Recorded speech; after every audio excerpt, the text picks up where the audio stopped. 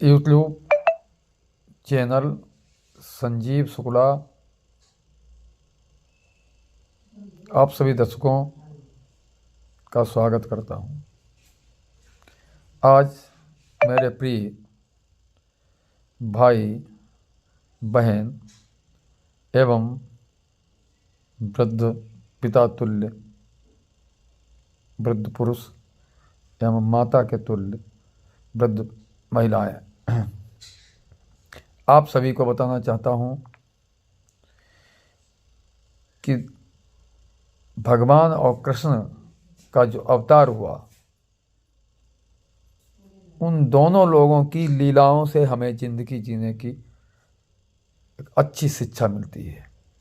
यदि हम भगवान कृष्ण का अनुसरण कर लें और राम का भी करें तो हम किसी भी कार्य को असंभव नहीं मानता। भगवान राम मर्यादा पुरुषोत्तम थे। वो हमेशा मर्यादा में रहकर काम किया और भगवान कृष्ण मर्यादा के साथ साथ मर्यादा तोड़ते भी थे समय अनुसार। इसका अर्थ है कि जैसा समय हो वैसा काम करें। समय ही धर्म निश्चित करता है कि किस समय पर कौन से धर्म पर हम चलें या कौन सा कार्य करें, किस रास्ता को चुनें। भगवान राम का जीवन ही गीता है या कहें कि धर्म सम्मत है। जब कृष्ण का जीवन हमें शिक्षा देता है धर्म रक्षार्थ कई बार धर्म विरुद्ध आचरण भी करना होता है। दरअसल राम अपने जीवन दर्शन और व्यवहार में लौकिक मर्यादा का उल्लंघन नहीं करते, जबकि भगवान कृष्ण के जीवन दर्शन और व्यवहार के बहुआयामी पक्ष हैं। राम की जीवन शैली आपको जीवन में बाधाओं से उबरने का मार्ग प्रशस्त करती है, वही दूसरी ओर कृष्ण के जीवन से सुखी जीवन की प्रेरणा मिलती है। दाम्पत्य जीवन। भगवान राम सामाजिक नियमों का पालन करते हुए सिर्फ एक पत्नी व्रत ही धारण करते हैं, जब कृष्ण की 8 पत्नियां थीं। भगवान श्री राम ने अपनी पत्नी के वियोग में 2 वर्ष बिताए, जबकि कृष्ण को कभी पत्नी का वियोग नहीं हुआ। कृष्ण की विवाह परिस्थितियां भी भिन्न थीं, परंतु राम ने मुरली और रास माधुर्य नहीं दिखाया। एक पत्नी व्रत रखा। राम ने सबके प्रेम निवेदन ठुकरा दिए। राम ने सीता जी से प्रेम किया, उन्हीं से विवाह भी, परंतु कृष्ण ने प्रेम तो राधा से किया, लेकिन विवाह रुक्मणी, सत्यभामा, जामवंती, कालिंदी इत्यादि से किया। राम का विवाह विधिवत रीति रिवाज से संपन्न हुआ, परंतु कृष्ण ने समस्त विवाह गंधर्व रीत से किया था। राम को देखा जाए तो गृहस्थी का सुख उन्हें नहीं के बराबर ही मिला। इसके ठीक विपरीत कृष्ण को सदैव ही गृहस्थी का सुख मिला। राम का नाम उनकी पत्नी के साथ लिया जाता है, जब कृष्ण का नाम उनकी प्रेम का राधा के साथ लिया जाता है।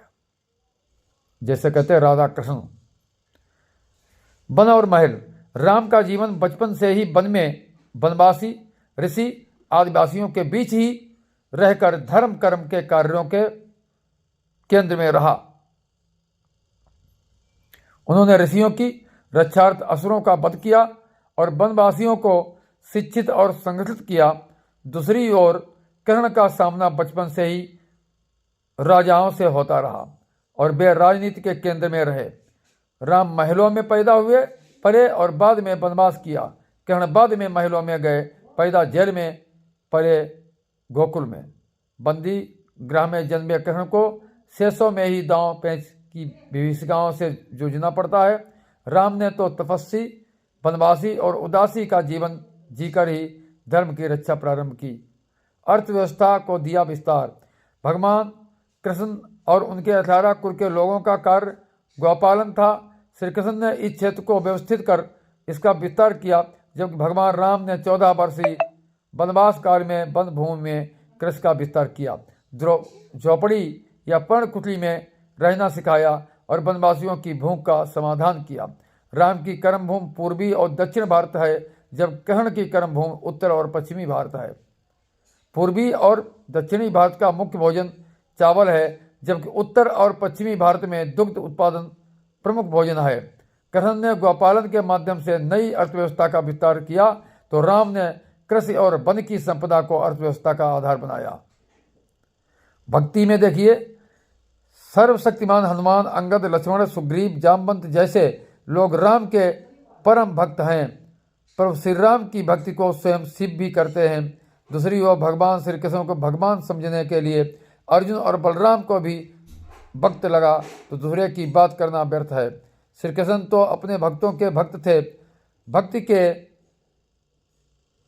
वे सारे मार्ग जो दूसरी ओर जाते हैं वे सभी घूमकर श्री राम की ओर ही आते हैं। श्री कृष्ण का सहयोग भी भगवान हनुमान ने दिया था, और क्योंकि श्री कृष्ण राम ही तो हैं। राम अपने मित्रों को बिना मांगे ही उनकी वांछित वस्तु देते हैं, जैसे कि सुग्रीव और विभीषण को उन्होंने बिना मांगे ही क्रमशः बाली और रावण का राज्य प्रदान किया। धन्यवाद। दोनों का हमने अंतर बता दिया। दोनों के अंतर में जिंदगी जीने की कला दी हुई है। दोनों के अंतर में अर्थव्यवस्था सुदृढ़ करने की कला दी है। दोनों की जिंदगी में कैसे कैसे जिए, दोनों को अलग अलग चरित्र दिया गया है। और दोनों महान पुरुष ही नहीं बल्कि भगवान के अवतार थे। एक ईश्वर थे। भगवान राम 12 कला के अवतारी थे, भगवान कृष्ण 16 कला के अवतारी थे। दोनों लोगों ने समाज के उत्थान हेतु ही अवतार लिया था। धन्यवाद।